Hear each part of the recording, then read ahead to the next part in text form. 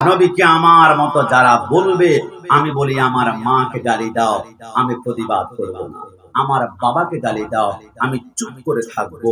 আমার গোলাম রাব্বানী কাশিমি এমপি মহোদয়ের আজকে যিনি মহাব্বতে চলে আসছেন, আবার বিশ্বাস মহোদয়কে গালি দাও, ইন্নাল্লাহ মা সাবিরিন, আমরা সবর করব। কিন্তু আমার নবীর বিরুদ্ধে জিহ্বা নাড়ালে আমরা বরদাস্ত করতে পারি না। আন-নাবিয়্যু আওলা বিল মুমিনিনা মিন আনফুসিহিম, my prophet, my soul, my prophet, my heart. নবী আমার জান, নবী আমার প্রাণ, নবী আমার কলিজায়, আমার কলিজায় করে হাত দিয়ে ওই হাত মুসে ভেঙে ফেলা হবে। ডান হাত তুলে বলো ঠিক কিনা? সব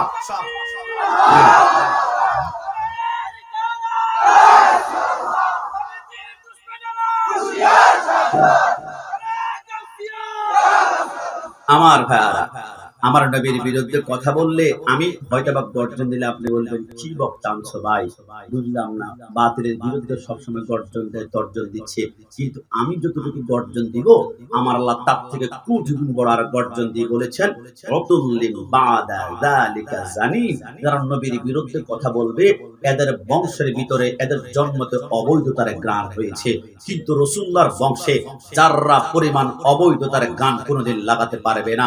নরসিংদের ধারা দেখুন তো আমার নবীর বংশটা কত পুত পবিত্র জানেন? হযরতে আদমকে বেটে শীশ, শীশকে বেটি ইয়ানাত, ইয়ানাতকে বেটে কেনান, কেনানকে বেটে মেলাইল, মেলাইলকে বেটে ইয়ারাত, ইয়ারাতকে বেটে ইদ্রিস, ইদ্রিসকে বেটে মুতাওয়াশশির, মুতাওয়াশশিরকে বেটে লামক, লামককে বেটে নূহ, নূহকে বেটে সাম, সামকে বেটে যুলহাব, যুলহাবকে বেটে সালেহ, সালেহকে বেটে আবেদ, আবেদকে বেটে দাতা, দাতাকে বেটে রাবাহ, রাবাহকে বেটে তারুক, তারুককে বেটে নাখর, নাখরকে বেটে তারেক, তারেককে বেটে ইব্রাহিম খলিলুল্লাহ, ইব্রাহিম খলিলুল্লাহকে বেটে ইসমাইল জবিউল্লাহ, ইসমাইল के बेटे कदार, कदार के बेटे अबहम, अबहम के बेटे हमल, हमल के बेटे साबत, साबत के बेटे लाइसा, लाइसा के बेटे इलियासा, इलियास के बेटे ओद, ओद के बेटे अव्वा, अव्वा के बेटे अदनान, अदनान के बेटे माइन, माइन के बेटे नदर, नदर के बेटे मुदर, मुदर के बेटे इलियास, इलियास के बेटे मुद्रिका, मुद्रिका के बेटे कदीमा, कदीमा के बेटे कदाना, कदाना के बेटे नदर, नदर के बेटे माली, माली के बेटे फाम, फाम के बेटे गालिब, गालिब के बेटे लुई, लुई के बेटे काम, काम के बेटे मुर्रा, मुर्रा के बेटे किलाब, किलाब के बेटे खुशी, खुशी के बेटे अब्दुल मन्नाफ,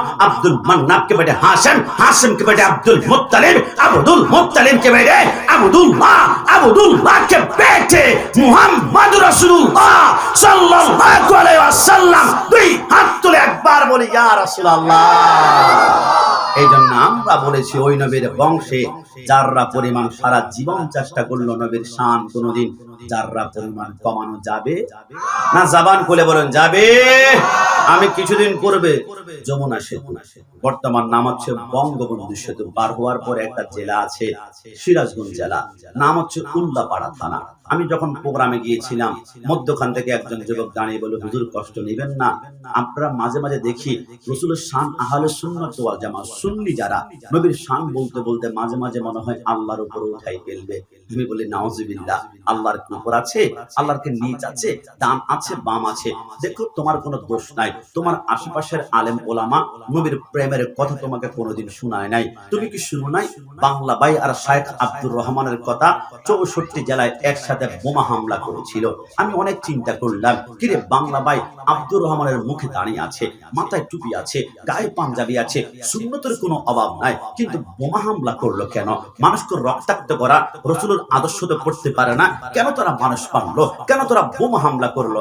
আমি দেখলাম শায়েখ আব্দুর রহমান আর বাংলা বাইরের ভিতরে দুনিয়ার সব টেকনিশিয়াল জ্ঞান ছিল, নলেজ ছিল, পাওয়ার ছিল, তবে একটা জিনিস ছিল না, সেটা হচ্ছে রাসূলের প্রেম ছিল না, রাসূলের ইশকে ছিল না, রাসূলের মহব্বত ছিল না। রাসূলের আদর্শ যদি অন্তরে থাকে, দুর্নীতিবাজ জীবনে দুর্নীতি বাস করতে পারবে না, জিনা কখনো হবে না, বাটপারে সিটারে হবে না, দুনিয়ার জমিনে অন্যের হক মারতে পারে না। আমি বললাম কষ্ট নিবা না, রাসূলের শান আমি গোলাম রাব্বানী কাশিমি যদি 1 কোটি বছর হায়াত পাই, মনে করো নিঃশ্বাসে নিঃশ্বাসে আমার রাসূলের শান আমি গাইলাম, কিন্তু আমার আল্লাহ রাসূলের শান যেইখানে নিয়েছে আমি কাশিমি 1 কোটি বছরের চেষ্টা করলো 1 কোটি বাগের 1 বাগের কাছেও আমি নিতে পারবো না। বলে এক্সাম্পল আমি বললাম আমার সাথে কল্পনা করো, সূরা রহমানে আল্লাহ ইরশাদ করেছে, কুল্লু মান আলাইহা ফান ওয়া ইয়াবকা ওয়াজহু রাব্বিকা যুল জালালি ওয়াল ইকরাম। तमाम দুনিয়া যখন ধুলিসাৎ হয়ে যাবে, একদম তামাম দুনিয়া কাঁপবে। কেমন জানেন? ইদাস সামাউ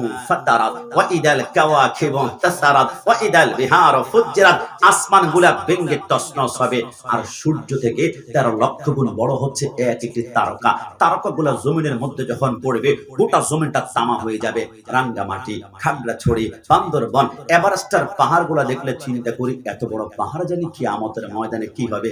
আরে বাবা, তুলা যেমন উড়ে না, কিয়ামতের ময়দানে পাহাড়গুলা তুলার মতো উঠতে শুরু করবে।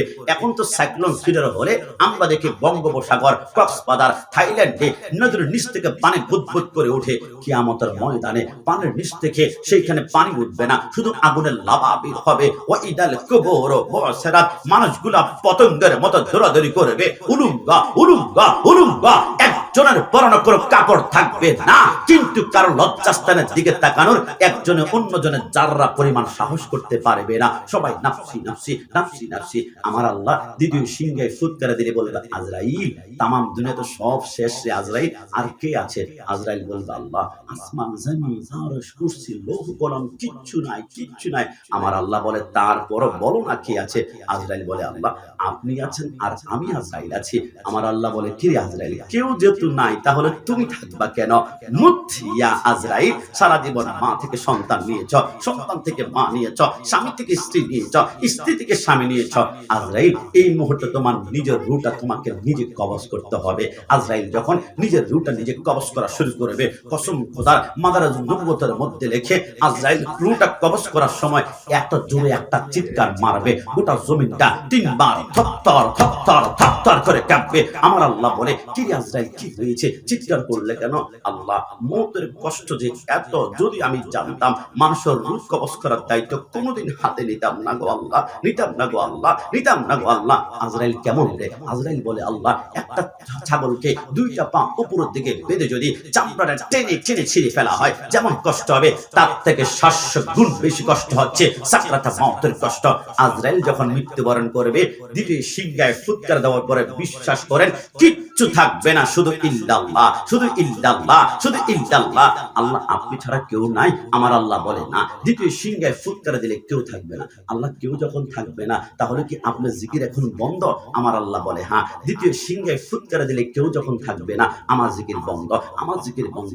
আল্লাহ, আপনি জিকির আপনি বন্ধ করেছেন, আমাদের শক্তি প্রয়োগ করা কিছু নাই। কিন্তু আল্লাহ, আপনি যে আপনার বন্ধুর ব্যাপারে বলেছেন, ওয়ারাফা'না লাকা যিকরাক, রাসূলের শান নাকি এত উপরে উঠিয়েছেন, কেউ কোনোদিন বন্ধই করতে পারবে না। তো আল্লাহ, আপনার জিকির যেহেতু বন্ধ, তাহলে আপনার বন্ধু জিকিরও মনে হয় বন্ধ।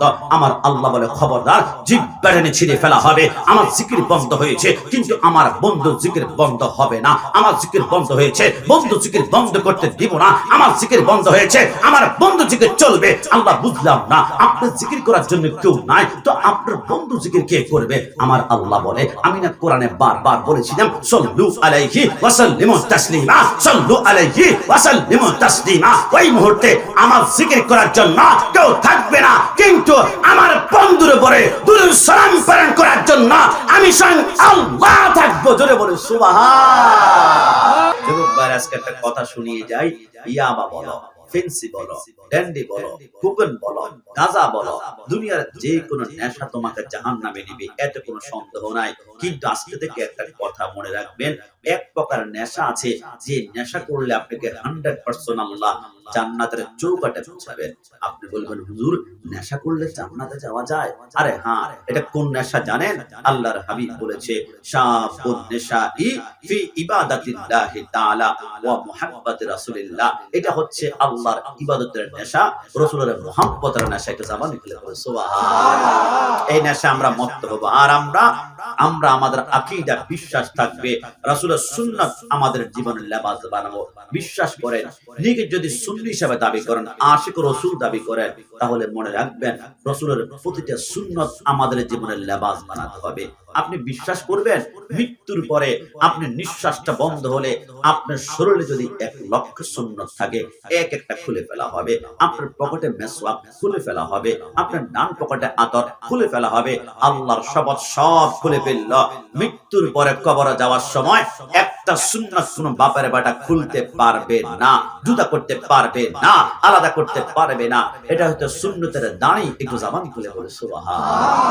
নারায়ে তাকবীর, নারায়ে রিসালাত, নারায়ে গাসিয়া।